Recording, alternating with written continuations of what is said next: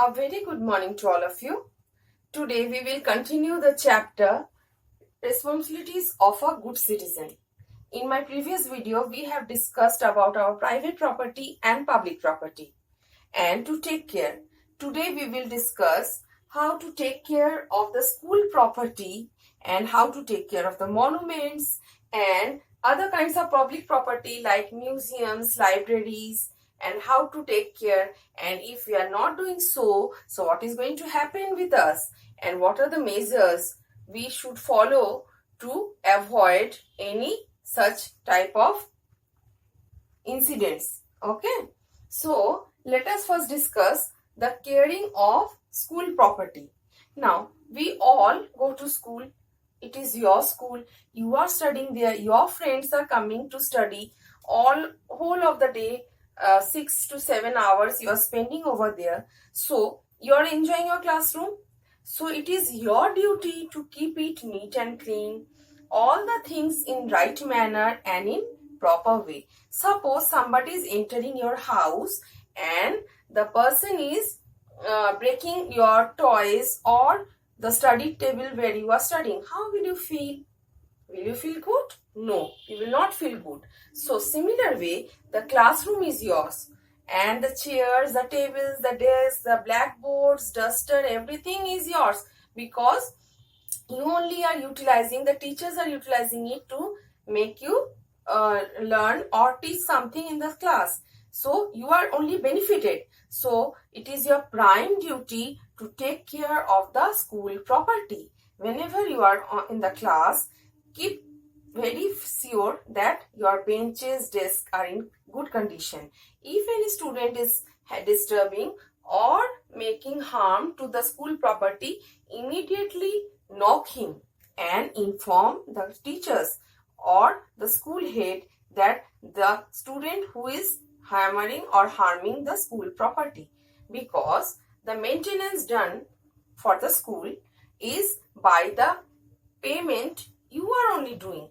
Your guardians are paying fees along with the management of the school are investing some money to take care of the school property. Both together joiningly they are investing the money to take care of the school property. So suppose you are only paying the fees and if you are only making it harm or breaking the chairs and tables and breaking the windows, glasses, anything, board, so with your money only it is going to be remodified or again it is going to maintain. So you are only the losers. So why to do those type of activities? So be very sure, don't do and don't allow anyone to do.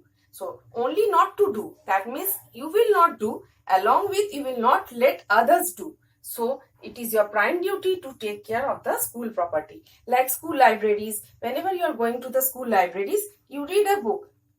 The books are for you only to read, but some of you are having the habit to tear off the pages of the books. So in this way you are harming the school property.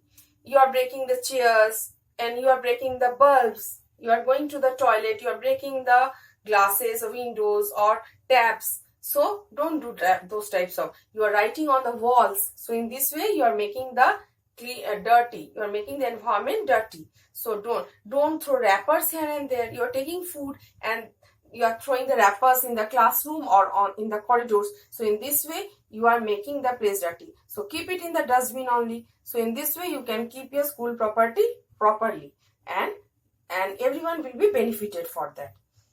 Next, let us go for the caring for monuments.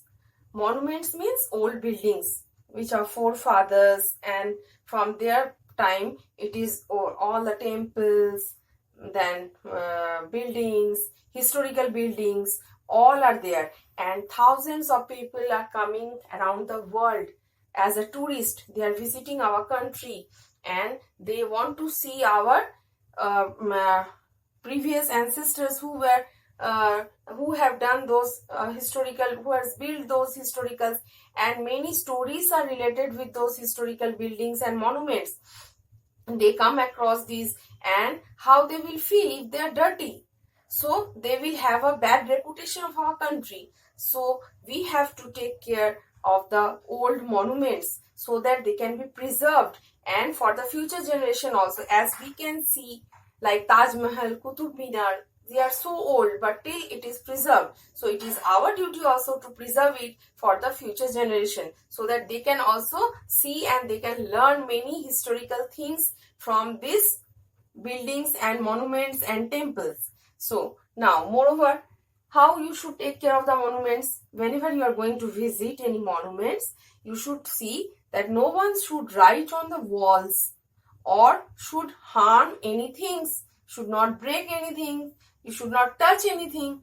You can see only and you can gain knowledge from those historical buildings. Okay.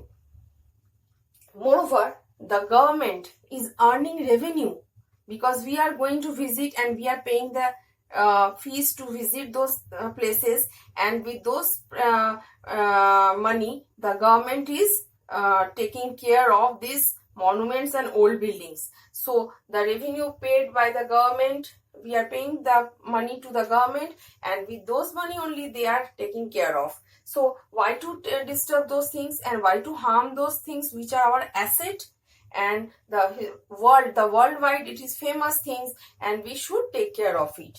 And the other things, what, suppose there are some act made, if anybody is making harm to these historical buildings or monuments, so there is a act. What is that? Ancient Monuments and Archaeological Sites and Remains Act 1958.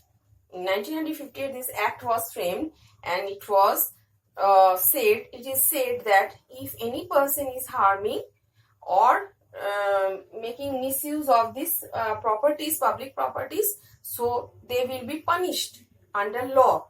So they can be punished and they can be taken to the prison. So don't do it and don't let others do. If you see somebody is having a habit to write that yes, I have visited, so let me write on the walls that in this date I have gone to visit Qutub Minar. So I am writing on the walls of the Red Fort or Qutub Minar that yes, I have visited.